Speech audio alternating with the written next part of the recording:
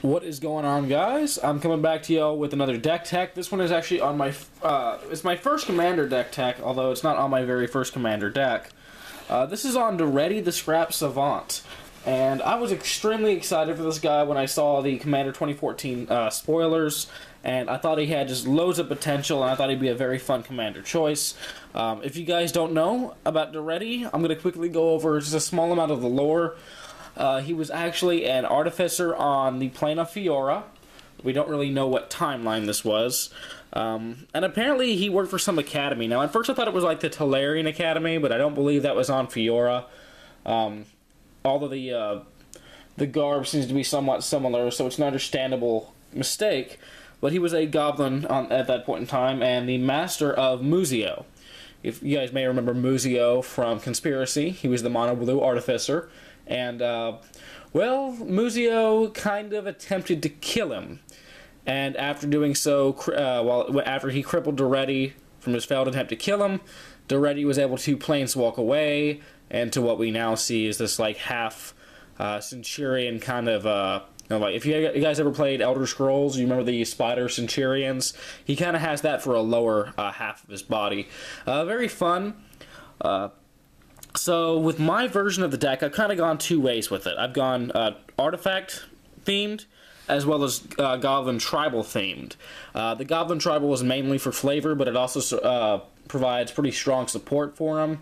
Helps him get, helps him do well in the early game, and become a huge force in the late game, while constantly recurring the artifacts. So it actually worked out much better than I thought it would. And people have noticed that his hat looks a lot like the Pope hat, which is actually a mitre. It's a form of headdress, and I couldn't agree more. So I'm gonna go. I've actually named the deck Daretti's Papal Goblins. So without further ado, let's go ahead and get into the deck, shall we? See if I can get a decent angle here. So Daretti Scrap Savant, if you guys don't already know, is a Goblin Planeswalker here. He's a 4-drop for 3 loyalty, with +2 to discard up to 2 cards and draw that many cards. -2, sacrifice an artifact. If you do, return target artifact from your graveyard to the battlefield. And -10, you get an emblem with whenever an artifact is put into your graveyard from the battlefield, return that card to the battlefield at the beginning of the next end step. So very artifact-friendly commander, as you guys might have guessed. For the land, I run a couple pieces of land destruction. I run Ghost Quarters and Tectonic Edge. I do plan to add a Strip Mine and a Wasteland to the deck. I just haven't gotten around to purchasing them yet. A lot of different decks, and I don't have a whole hell of a lot of money to throw around for the cards. I am a broke college student, but I am buying cards for the deck piece by piece. I do run both of the cycle lands, the Forgotten Caves and the Smoldering Crater. They could be some card draw or just a first turn tapped mana. We don't usually have a lot to do on the first turn anyways. Spine Rock Knoll is the red hideaway land, and whenever you deal 7 or more damage to an opponent, you can pay a red and tap and then play the removed card without paying its mana cost. Valakut is basically I like to call it the lightning bolt land. Whenever a mountain is the battlefield under your control, if you have at least 5 other mountains, it can deal 3 damage to target creature or player, so somewhat utilitarian. Great Furnace because we are playing a bunch of artifacts in the deck, and, well, it is an artifact itself, so we can actually sack it to Daretti. Dormant Volcano, just because it's a decent piece of mana. I don't really like it that much, but it'll do for now. Both Lotus Veil and Mishra's Workshop. Lotus Veil comes into play, and then we sacrifice 2 untapped lands, or we bury it. It taps to add 3 mana of any one color to our mana pool, and the Mishra's Workshop adds 3 colorless to our mana pool, but we can only use to play artifacts, so both very good for this deck. Goblin Burrows is in here mostly for flavor, but it can give a Goblin +2/+0 for 2 mana. Most times it's just going to serve as a 1 colorless mana source, though. Arcane Lighthouse to deal with Hexproof/Shroud. Buried Ruin to get some artifacts back from our graveyard. Myriad Landscape is a great card in my opinion. Highly, highly, highly underrated. I've heard a lot of people bashing on it, at least at my college and when I was down in Plano for a couple of different events. A lot of people were bashing on Myriad Landscape. I like it. Pay 2 and tap, sack it, and go get 2 basic lands of the same land type and put them on the battlefield tapped and shuffle your library. One thing that kind of interests me is it says search your library for up to 2 basic lands that share a land type. does that mean we could potentially see double type basic lands? Probably not, but we can always dream. Darksteel Citadel, again, artifact. Temple of the False God because it's commander, and then we run 19 basic mountains. So, obviously there can be some upgrades made to the mana base, and I plan to do so over time. But until then. Then we have Karn Liberated. He's our only other Planeswalker of the deck. I will be adding a Koth of the Hammer just to try it out. But I like Karn. He's a very flavorful card to add to the deck since he's kind of an artifact. Not technically. But a 6 loyalty for 7, +4, target player exiles a card from his or her hand, -3, exile target permanent, -14, restart the game, leaving in exile all non-aura permanent cards, exile with Karn Liberated, then put those cards onto the battlefield under your control. Why is this great? Because for even in the late game, before we happen to be losing in a big multiplayer game, we can say, and we go back to square one, but I get a huge head start. So, he's a very powerful card if he manages to make it to his 14 loyalty, and even then he's also a good spot removal and a good bit of ways to disrupt our opponent's hand. Goblin Welder's a great card, obviously. He's very similar to Daretti's -2. Choose target artifact a player controls and target artifact in that player's graveyard. If both targets are still legal as the ability resolves, that player simultaneously sacrifices the artifact and returns the other artifact to the battlefield.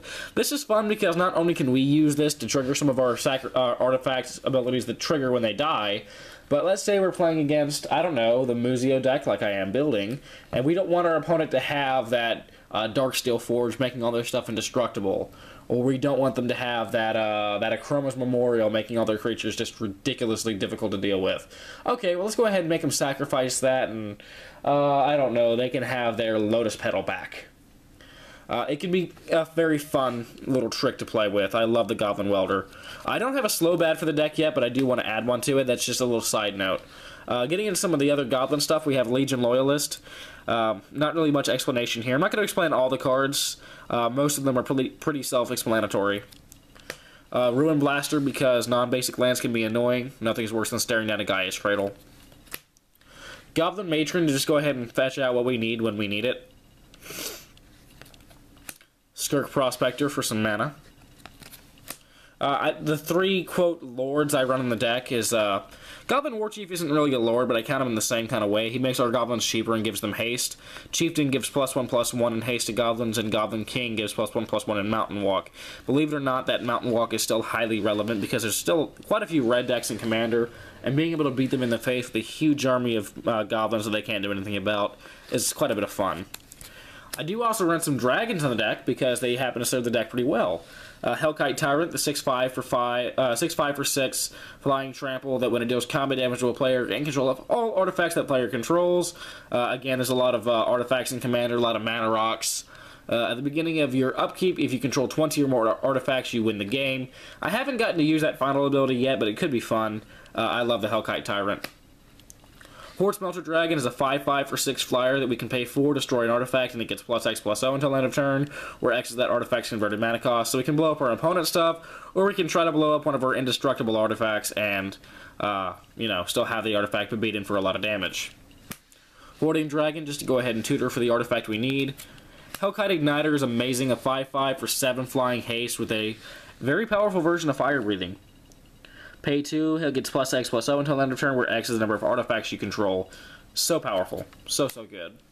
Voracious Dragon, because we do still run a bunch of, you know, Goblin cards. We can devour them and just take out a huge chunk of our opponent's life. Feldon of the Third Path, simply because I don't have a Kiki-Jiki. But even if I do get one, I will run it alongside Feldon, not instead of him. Super powerful card. Really love this one. Click Slither because we can do a lot of damage with it. It is a 3/3 haste for 4 that we can sack a goblin to give it +2/+2 and trample until end of turn. Very strong. Into the goblin token production, I run Siege Gang Commander, Krinko Mob Boss,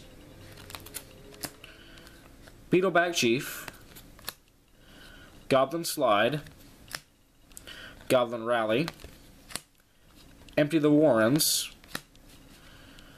Hordeling Outburst, Dragon Fodder, and Krinko's Command. So I have quite a bit of Goblin token production in the deck. Again, it's mostly for the early game to give us kind of a chance, but even in the late game, they can become very difficult to deal with very quickly. For draw power, I run both Faithless Looting and Tormenting Voice.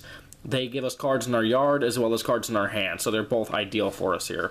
And I don't have cards like Wheel of Fortune, Wheel of Fate yet, but I will be getting them. Just stick around. I only have so much money at a certain point in time, so and as you can see, some of my money went to Karn.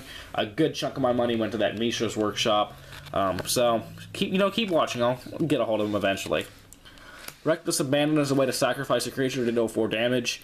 Someone told me to run Goblin Grenade instead, but I like the Abandon because I can sacrifice one of my artifact creatures or my my Hoarding Dragon, and go ahead and get their abilities off. So I like the Reckless Abandon in here. Scrap Mastery is just an amazing card, again from Commander 2014. Not going to read it out loud to you guys, but if you want, you can pause it there and see what it does. Rolling Earthquake, because we don't really have a lot of efficient nukes in red. I don't like exiling the entire battlefield, so this was the best way to go for me. And, yeah, quite effective. I actually quite like it. Word of Seizing, because nothing's more fun than taking control of our opponent's Planeswalker that's about to go ultimate, and then making it go ultimate for us instead. One game I actually took control of a Kiora that was at 5 loyalty, and then went minus, and I have the emblem for the rest of the game. My opponent just rage quit after that point. Very fun card. War Cadence. We don't really want our opponents to hit us all that often. We definitely don't want them going after Daretti. So this is a great way for us to say no, and since we have so much mana ramp in the deck, this actually does pretty well. I've actually never been hit while I had this in play. Goblin Bombardment, just so we can sack some creatures to deal some damage to our opponents. Again, we like sacrificing creatures to get some abilities going off. Into the artifact creatures now, we have Wormcoil Engine, for obvious reasons. Mirror Battlesphere, because getting a few different artifacts that we can sack to Daretti, as well as hitting our opponent's face for a lot of damage, is too good not to use. Pentavis, again for the same reason, getting some tokens for getting some artifacts to sack to Daretti, but also he can do some pretty neat combat tricks. Everyone knows how strong this card is. Adaptive Automaton, because we are playing a tribal kind of deck, acts like a lord, and is I have a beautiful shiny version that kind of is part of why I'm running it in here. But yeah, very strong card for the deck. Can never have too many lords. Solemn Simulacrum, the sad robot, is just too good of a choice not to want to run. Gets us a basic land when it enters the battlefield, and we draw a card when it dies. So, card advantage, card advantage, card advantage. Junk Diver, just so that way we can get some cards back from our yard that we might have put there prematurely, or if they blew up Daretti and there are other ways to get them back. This gives us an alternative way to get them back.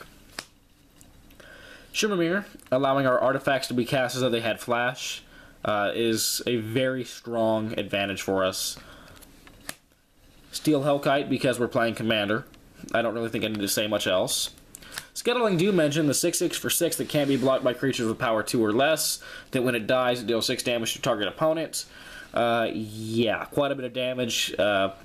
Difficult creature to deal with, and one they don't really want to deal with, because if they kill it, they know what's going to happen to them. Bosch Iron Golem.